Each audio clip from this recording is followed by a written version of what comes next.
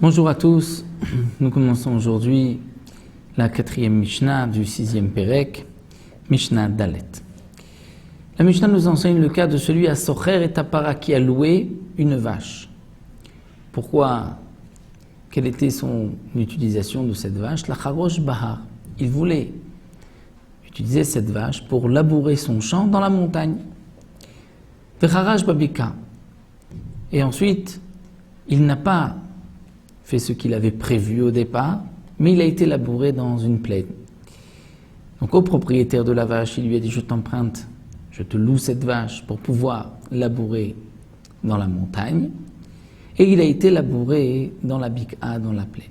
Et comme dit le Barthénoa, il a aussi pris avec lui, pas seulement la vache, mais la charrue, et même les jeunes qui marchaient derrière la bête, c'est-à-dire qui aller labourer le champ. Donc il a loué la vache, plutôt les services de la vache, c'est-à-dire la charrue, les ouvriers qui vont lui permettre de labourer le champ. Si im nishbar a kankan, kankan c'est le pieu sur lequel est attaché et fixé le fer de la charrue, s'il s'est brisé, s'il s'est cassé, patour. Celui qui a loué la vache est patour, n'a pas besoin de payer, de rembourser. Pourquoi? Étant donné qu'il est évident que dans la montagne, il y a plus de chances que le cancan, que ce pieu se casse, que dans la plaine.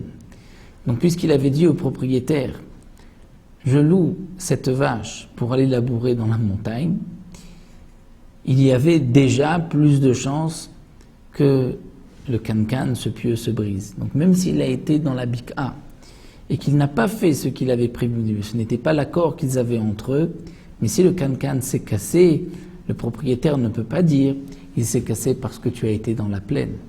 C'est sûr qu'à plus forte raison, si j'avais été dans la montagne, que le pieu se serait cassé. Donc c'est pour cela qu'il est patour. Mais inversement, s'il avait dit Babika, dire au départ il avait loué la vache dans l'intention d'aller labourer un champ dans une plaine.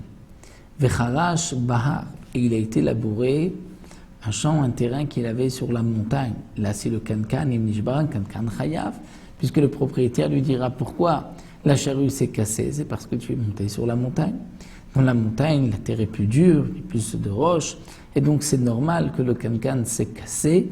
Tu es responsable puisque tu ne m'as pas... Au départ, tu n'avais pas prévu d'aller dans la montagne, tu m'avais prévu d'aller dans la Bika. De même, si quelqu'un a loué le service d'une vache pour que la vache puisse, comme c'était l'habitude à l'époque, écraser la récolte, c'est ainsi que on séparait le grain de l'ivraie, c'est-à-dire la disha, l'écorce, une peau du blé allait se détacher du grain, et ainsi on séparait le grain de son écorce, de son épi. Donc si la vache a été prise, a été louée, la douche pour écraser des kitnit. Donc non pas de la récolte, mais des kitnit. Kitnit, c'est toutes des petits pois, des fèves. C'est rond, et c'est vrai que la vache peut plus facilement glisser.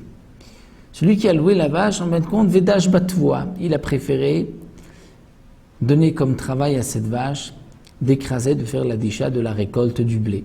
Eh bien, pas tour.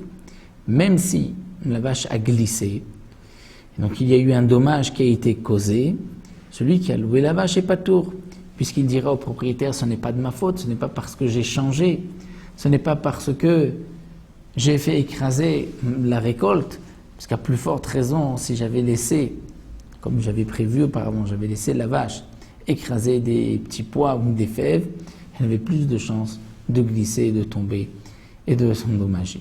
Donc c'est pour cela qu'il est patour. Mais inversement, la douche batévoa, s'il avait dit au propriétaire: je prends la bête pour écraser du blé, vedash bekitnit, et il a préféré écraser les petits pois des fèves, l'haricot, chayav, il est chayav. Pourquoi? Parce que les knit glissent, c'est rond, ça fait glisser la bête, et donc la bête, on considère qu'elle a été endommagée parce qu'il y a eu ce changement qui n'avait pas été prévu auparavant. Donc c'est pour cela que le socher est responsable, il est chayav, il devra payer le dommage qu'il a causé.